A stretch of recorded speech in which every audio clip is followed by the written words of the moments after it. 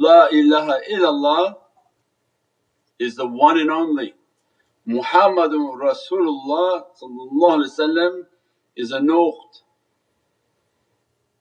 continuously sparking its energy to go up and then off, off. So this is like a pulse but of a strength and reality that can't be understood, can't be comprehended by the mind. So everything is a sound. What Prophet heard, nothing and nothing in creation can understand it. And what the companions achieved and the station that the companions achieved, what makes them to be kiram and honoured is that they heard the voice of Sayyidina Muhammad. That's why that maqam can't be achieved by knowledges.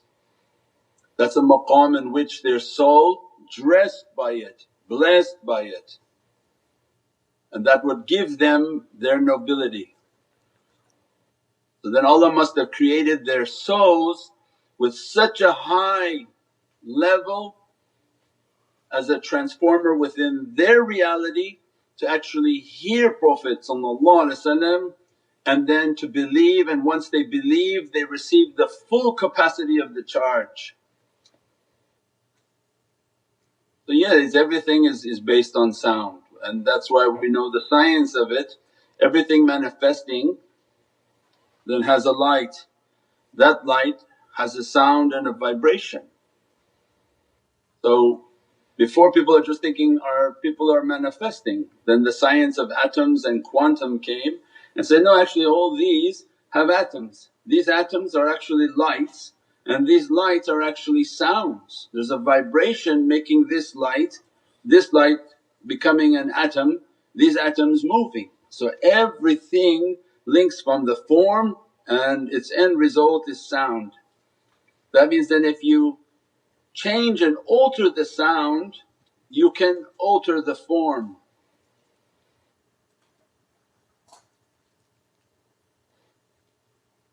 So last days they'll have sound weapons where they'll put out devices that begin to manipulate the form of people and burn them from inside based on sound. So all of those are known. So the one whom comes towards Allah dhikrullahi akbar.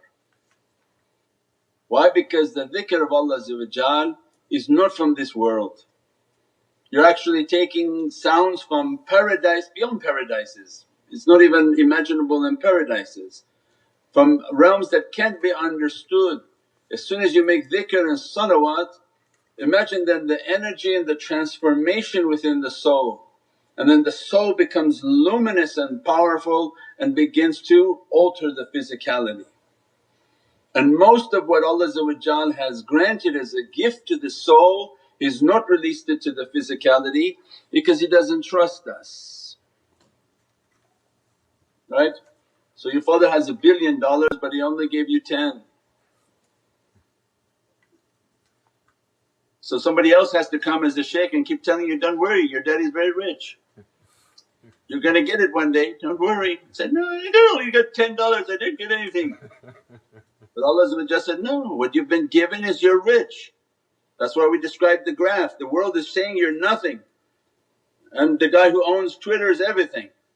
But a day is going to come where Allah will flip it and say, no, no, now see who believes in the Lord of might and majesty. When that one who has that Twitter, he's in the depth of despair, and the one who saw himself as having nothing in dunya or of the kings in heaven. When Allah described them in Surat al-Yasin, some they have arsh. On Yawm al-Mashhad Allah will reveal to them, this is your throne, sit here, relax while I deal with these people.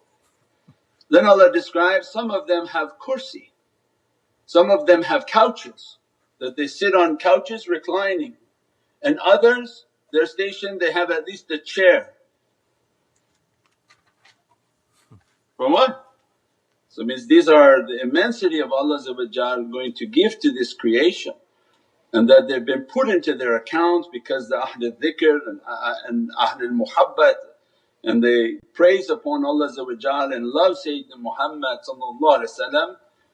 But in the event of difficulties, if Allah won't and begin to open that account, we said before the believers have a fire that come from their eyes like a dragon, where dragons are more scared of them, that their eyes emit a tremendous fire that come out.